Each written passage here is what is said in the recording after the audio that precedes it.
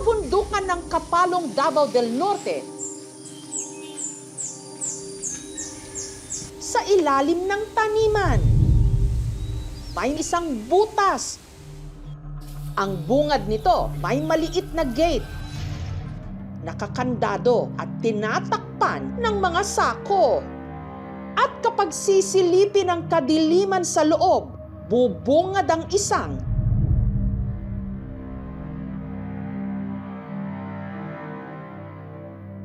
lalaki. Maulay narinig na mo, tuko siya. Sigaw siya nga, nganong giana siya pagkulong. Sinisigaw niya, sinasabi niya pa ay tubig, walang tubig, bigas, at saka Yosip. Galing ko sa ilalim, mga last abroad na ako, mga 490,000. Sino ang lalaking nakapiit sa ilalim ng lupa? At sino ang may hawak ng susi sa kanyang kalayaan?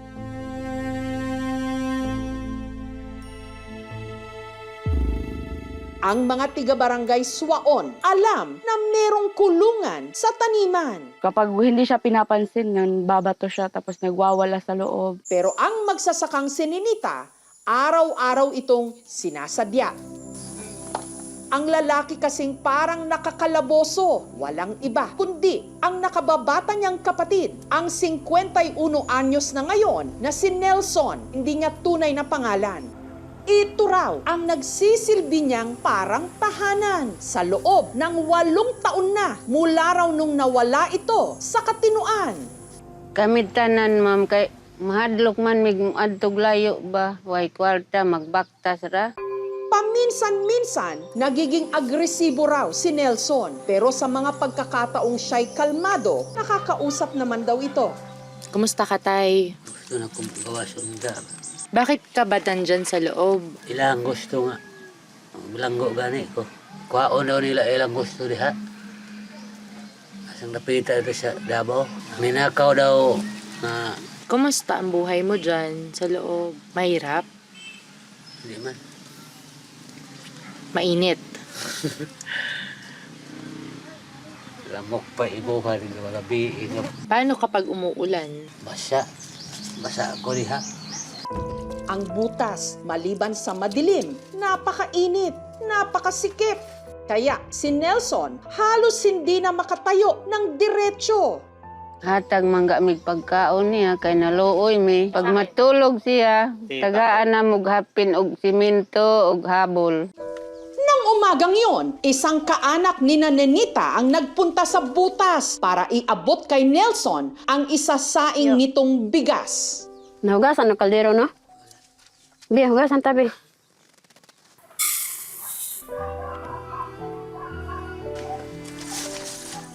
Ang bigas, nilinis muna ni Nelson. Ba't ikaw? Mas gusto mo ba ikaw magluluto? May tao diha. Adlaw. As bukid ba. Sa bungad ng butas, nagsiga siya ng mga tuyong kahoy. Wapo magkulor.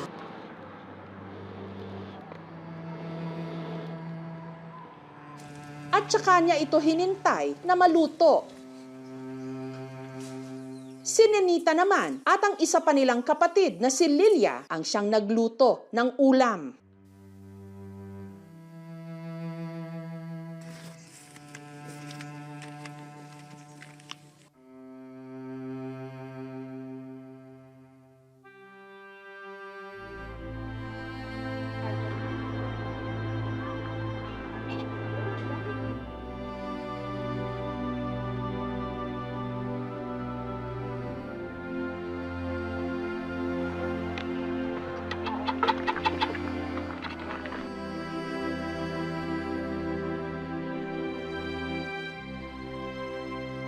Pagbusog, malakas ang sigaw niya. Galit siya ka Ninit. Sabi niya, kamu ang nagkulong sa ako ba? Gipreso ko ninyo, maana.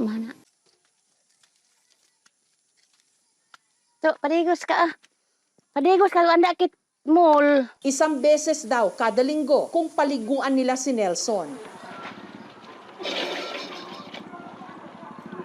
Tiara may magligo, ma'am, kay di man may kasulod diha. Sabi ng panganay nilang kapatid na si Jaime na siyang naghukay sa butas. May pinagawa rin daw sila noong inidoro pero nasira ito matapos matabunan ng gumuhong lupa. Diri mamang CR diri yun, anak kong bawal niya diri. Diri kay gani. Kaya lang, nung nag-landscape. Pag side, wa na natabunan na. Maghingi siya plastic nga. Tagay ko silupin kay magkuang libang ko mo ana. Mag-ihi siya diya sa kuan kadong gikalutan bitaw di sa labas. Ni akong payab ag tubig aron di mabaho. Ang sitwasyon ni Nelson ngayon, malayong malayo sa kalagayan niya noon. Hindi siya kinakailangang alagaan noon. Sa halip, siya pa nga ang umaasikaso sa kanyang misis na si Maricel at sa 4 nilang mga anak. Sa pagsasaka, itinaguyod ni Nelson ang kanyang mag-iina. Maayo ma'am mo dalag kuan pamilya. Kay eskwela mang iyang anak, duhang iyang eskwela. Pero madalas daw silang magtalo ni Maricel. Si Nelson daw kasi seloso. Kay naana naman yung hunahuna mo ito nga. Iya kong gihuna-hunaan nga na daw ko'y lalaki. Kay kana daw lagi di ako kapuyo og balay. Kay kanang sikog trabaho ba. Ang suspetsa at sama ng loob nilunod daw ni Nelson sa alak. Kanya, way kaon-kaon. Tagtulog ka adlaw si inom, 2 ka gabi. Kahurot siya tag 10,000 kwarta. Inom lang. Tambagan na mo nga ayaw nag-inom. Masuko man siya. Kuha na magsundang tigbas na. Sibat nami. Kanang paghumanay, sige na daot na siya. Mulakaw na, ma'am. Surigaw, baktasyon niya gikan diri. Naman hilabot naman harbis nagkakaw, lubi. Kay iya daw kakao lagi. Mawad ang gid siya but. Hanggang iniwan na siya ng kanyang mag-iina. At ang kanyang mga kapatid, kinailangang magdesisyon. Maunang gikulong na lang namo. Kay kami may kuanon sa mga serman. Taong 2018, gumawa sina Jaime ng isang kulungang yari sa kahoy. Ang problema, lagi raw itong natatakasan ni Nelson. Lain ang huna-huna nato atong isuon. Murag, di na ako katulog o gabi. Pag huna-huna, kaya asa na. Kalaban ako ang nagkuhan ako, ma'am. Kaya sa sumunod na taon, Sinto sa ilalim. minabuti nilang dalhin si Nelson sa isang mental health facility sa Davao. Siya dito tulog ka bulan. Siya ra isa dito sa mental. Yatod ma'am doktor dire. Naayo na. Naayo na siya. Pero nung nakalabas, Araw kay nagbalik mag-iinom. pero dahil wala na raw silang sapat na pera para dalhin ulit siya sa mental hospital, sina Jaime nagdesisyong ikulong na lang ulit ang kanilang kapatid. Ako, ma'am, gusto gid kong maulian. Naawa ko sa iya, ha, ma'am. Nga, nakatulog siya diha. Nga, 8 anyos na. Nya kami nakatulog mig maayos sa kwarto. Para matulungan si Nelson, nakipag-ugnayan ang aming programa sa Municipal Social Welfare and Division Office ng Kapalong. Salamat, Miss Inyo, ma'am. Tagtabang mo sa amo mo, ah.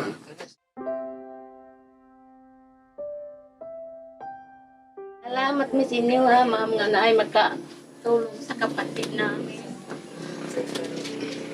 Ay, hirap naman mi sa among pamumuhay, ma'am. Uling-uling ra.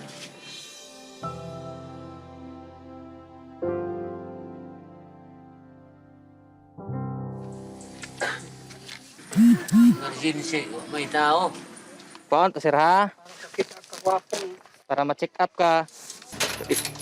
Pero ang mga kawani ng Municipal Disaster Risk Reduction Management Office nahirapang sirain ang padlock ng selda. Kinailangan din nilang hukayin ang lupa sa gate para doon mailusot si Nelson. Ilang saglit pa, si Nelson Gawas na. ligtas na nailabas. Siya pa yung nakatudlo. Ay, sweet mo day. Pa-check sa taas ng nurse. Pa-check sa tas nurse, sir ha? Ay, siniras ko, nini. $120/79. Kumusta man ka, tay? Salamat po ng gawas yan. Kung ipagawas. Kumusta man ang gibate, tay? Salamat. Okay ra ka? Kumusta imong pangalan, tay? Marshall. Makalipas ang 8 taon, ngayon lang uli niya nasilayan ang mundo sa ibabaw ng lupa. Mula sa barangay Swaon, ibiyahe si Nelson papunta sa bayan ng Kapalong. Maminaw ko sa imong likod, ha? Inhawa. Basically, wala naman siyang ibang symptoms except sa ubo. Titreat po natin yung symptoms since medyo matagal-tagal na po yung kanyang ubo. At saka siya ibiyahe Patagum City para ipakonsulta sa isang psychiatrist. Meron siyang mga naririnig na parang sa guni-guni. Meron din siyang tinatawag ng mga delusions. Masasabi natin na meron siyang tinatawag yung mga psychotic symptoms. Si Nelson, meron daw schizophrenia. It's a condition. Kaya siyang i-control pero hindi siya totally ma-cure. But it can be controlled with medication. We always remind them na hindi talaga dapat uminom, not even a drop nga eh. Kasi it could cause more dysfunction doon sa pasyente. Kasi may effect talaga ang alcohol sa brain. And yung sakit niya is nasa brain din talaga. Para matulungan siya, mainam daw na madala siya sa isang mental health facility. Kaya mula Tagum City, agad siyang dinala sa isang mental facility sa Davao City. Iba sa pinagdalhan sa kanya noon. O, nagpasalamat din nga na admit siya. Kasi maayo ra. Maayo ra siya siyang sakit. Nalipay man mi anak, ma'am. Kasi maayos siya. I-re-enroll namin siya sa program namin sa mental health program. Every month talaga, libre yung check-up at saka libre yung gamot. At saka yung kung magka-problema sila sa sasakyan, so pwede naman kami makipag-coordinate sa barangay for free transportation nila. Ang plano namo, amo lang tamo nagyuta ng bangag diha. Kaya di na siya ibalik diha. Balak rin daw nilang ipagawa si Nelson ng sarili nitong bahay para doon na ito tumira kapag natapos na ang kanyang gamutan. Basig maulian pa na, ma'am, oy. Kung naay insaktong tambal matumar. Sino ako? Sino ako? Kilala niyo ako, di ba? May ilan na kaming mga naitampok na kaso na katulad ng kay Nelson. Mga may problema sa pag-iisip na dahil walang mga mental health facility na pwedeng pagdalhan sa kanila, ginawan na lang ng kung ano-anong mga kulungan. Lalo na't matapos ang pandemya, dumami ang mga kaso ng mental health o may mga problema sa pag-iisip. Sa pagtatali sa isang tao na may mental health issue, mas lumalala ang kanyang psychological challenges o difficulty. Importanteng malaman ng pamilya na meron tayong maaaring puntahan. Barangay health worker pwedeng magrekomenda o magbigay ng referral kung saan ang pinakamalapit na ospital para sa kanila. Sa kailaliman at kasuluk-sulukan ng ating isipan, may mga digmaang hindi nakikita at mga sugat na hindi basta natatanaw kapag kulang ang pangunawa, kahit ang pagmamahal parang nagiging kulungan. Gawas na. At hindi kulungan ang gamot o magbibigay lunas sa mga may sakit sa pag-iisip, kundi isang daang pauwi sa kanilang sarili.